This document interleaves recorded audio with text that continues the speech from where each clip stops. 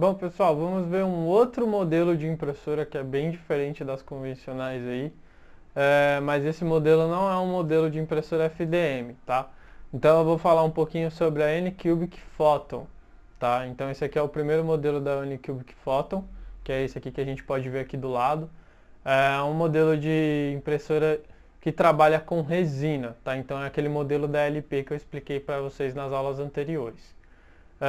Pessoal, falando um pouquinho sobre a Photon, ela é uma impressora que eu achei ela extremamente precisa, pessoal. Você consegue atingir um outro patamar de impressão 3D, tá? Então, assim, ela é especificamente para você fazer alguns modelos, alguns tipos de trabalho, ela é muito mais recomendada do que a impressora FDM, tá? Então, por exemplo, para você fazer coisas da área odontológica, ou então produtos que sejam da área de relojoalheria. Então, assim, esse tipo de impressão 3D que trabalham com microns, impressões 3D muito pequenas, pessoal, e muito bem detalhadas, a Photon ela é perfeita para você fazer esse tipo de trabalho. Então, se você quer uma impressão 3D para você trabalhar com relojoalheria, eu recomendo muito que você tenha uma impressora de resina em vez até de uma impressora 3D FDM, tá? Então, a impressora de resina, pessoal, ela trabalha assim de uma forma com a qualidade excepcional, tá? Então, assim, você consegue atingir altas resoluções, altos níveis de detalhe e você consegue fazer tudo isso de uma forma muito rápida e muito mais barata do que você fazer um processo artesanal até. Embora o custo desse material da impressora seja muito mais elevado do que uma de uma FDM, por você trabalhar com peças pequenas você vai ter uma economia de material bem grande, tá? Então assim, você consegue ter um certo tipo de retorno. E na área odontológica, claro, por ser a área da saúde, geralmente costuma ser um serviço muito mais caro aí, infelizmente, né? Mas você consegue ter um retorno financeiro em questão do material que você aplica aí. Mas só para vocês terem ideia, eu paguei R$ 2.400 nesse modelo da Photon, tá? Já na pandemia do coronavírus e o aumento do dólar com tudo, eu consegui, foi o menor preço que eu consegui pagar. Quem comprou ano passado com certeza pagou um preço muito menor aí na faixa dos R$ 2.000 por aí. E eu paguei R$ 389 em 1 litro de resina, pessoal. E 1 litro de resina não rende tanto assim quanto 1 quilo de filamento, tá? Mesmo que você trabalhe em impressões ocas, que é o que com certeza a gente vai trabalhar aqui. Inclusive eu vou fazer um curso específico falando sobre a Photon e sobre os softwares de resina para você imprimir com a tecnologia DLP, tá? Então vai ser um curso bem legal que eu vou montar especificamente para quem trabalha com impressoras de resina, tá? E vou explicar tudo sobre os softwares, quais as vantagens, como você deve trabalhar e como fazer produção em escala, tá? Então assim, é uma impressora ótima, ela é uma impressora veloz, porém é uma impressora com área útil muito pequena, tá? Então assim, o que eu acho que deixa muito a desejar ainda é a área de impressão desses modelos de impressora. Tem impressoras com área de impressão útil muito maior já, tá? Mas é um custo muito mais elevado do que o da Photon que eu paguei. Tá? E também temos o modelo da Photon S, que é uma versão mais atual desse modelo da Photon aí. Que sinceramente eu não vi tanta questão de upgrade assim nesse novo modelo da Photon S. Para começar, a minha estrutura ela é de metal, dessa Photon preta. A Photon S, que é a Photon branca, ela possui uma estrutura que é de plástico. Tá? Então assim, você sente que a impressora é um pouco mais frágil e deixa a desejar um pouco nessa questão do material que é utilizado nela, na estrutura dela. A Photon S, pessoal, ela possui um eixo duplo no Z. E o que isso quer dizer? Quer dizer que ela é uma impressora que ela tem uma precisão maior ali no eixo Z. Como a gente não tem o eixo X e Y, o eixo Z é o único que importa realmente. Tá? Isso faz com que ela seja um pouco mais precisa nesse quesito aí do que a minha Photon. Tá? A minha Photon possui apenas um eixo Z, tá? Mas ela consegue imprimir tranquilamente. O único problema que eu teria era para fazer impressões de grande tamanho e que fosse muito pesado. Então talvez ali o eixo Z dê algum tipo de problema ali durante a impressão. Mas a ideia é sempre a gente tentar imprimir tudo de forma leve, justamente por conta de economizar o material que é muito caro, tá? É, E também ainda, pessoal, infelizmente a gente não acha tantas variedades de materiais assim, tá?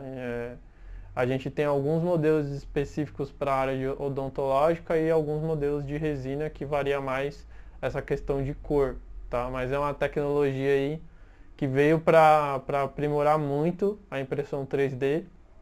E eu acredito que vai popularizar muita coisa da Photon, tá? Muita coisa desses modelos de impressora de resina, que já tem muitos modelos novos além da Photon. Mas é um tipo de tecnologia aí que provavelmente vai acabar ficando mais acessível por conta da popularização desses modelos de impressora, tá? Então talvez fique com preços mais acessíveis e basicamente o que eu falei para vocês esse modelo de impressora existe, tá? Já tem um custo-benefício mais acessível e para que exatamente você pode aplicar esse tipo de tecnologia, tá? Então vai muito realmente a gente podendo concluir aqui sobre todos os modelos de impressora 3D, quais as vantagens e desvantagens de cada uma, vai depender muito do trabalho que você vai desenvolver com impressora 3D. Então, por exemplo, eu quero trabalhar com decoração, quero trabalhar fazendo maquete, quero trabalhar na área odontológica. Então, assim, quero trabalhar com relojoeria, quero trabalhar fazendo peças de reposição automotivas, por exemplo.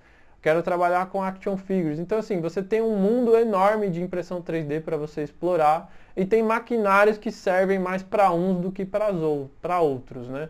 Então, assim, muito uma questão relativa em relação ao trabalho que você realmente vai desenvolver. Quando eu trabalhava muito fazendo projetos e protótipos de impressão 3D, a gente tinha modelos de impressão 3D muito variados. Por quê? Todo projeto que chegava pra gente era muito diferente um do outro, tinha uma diversificação assim enorme, tanto de material quanto de tecnologia. Então, por exemplo, teve um projeto que eu desenvolvi para a Mercedes, que era um ônibus que eles iam dar de brindes, e a gente tinha que fazer miniaturas do modelo do ônibus, do chassi deles. Então, assim, uma impressora FDM, por exemplo, não conseguia atingir o resultado, por mais precisa que ela fosse, por exemplo. Tentei imprimir na Indy 3, tentei imprimir na CR10, tentei imprimir na GT Max, não consegui imprimir um bom resultado e demorava muito tempo para eu ter uma peça, tá? Na impressão por DLP, não. Por exemplo, eu consegui fazer o chassi inteiro da Mercedes em 3 horas na impressora DLP, com um resultado ótimo, a peça já saía praticamente pronta. Mesmo que o custo fosse mais elevado, o fato de eu conseguir produzir, que eu tinha que produzir 150 peças de chassi, então, ou seja, compensava pelo tempo que eu conseguia otimizar ali essa questão do custo. Então, assim, vai muito do que você vai fazer. Depois disso, a gente passou muito a usar a impressora DLP para fazer produções em escala. Porque além da peça já sair acabada, já sair meio que quase pronta, para apenas um acabamento fino e o processo de pintura, isso agiliza muito o processo de produção aí dos protótipos e do projeto que você está desenvolvendo. Então, assim, se você pretende atingir diversas áreas, atingir qualquer tipo de público com essa tecnologia de impressão 3D, recomendo que você tenha tecnologias diferentes, tá? Então, por exemplo, é bom você ter uma Delta para fazer uma impressão grande, ou uma CR10, é bom você ter uma impressora específica para você fazer impressões no ABS, e é bom você ter uma impressora específica de resina para você fazer peças pequenas, detalhadas, e até porque você oferecer tecnologias diferentes para os seus clientes, tá?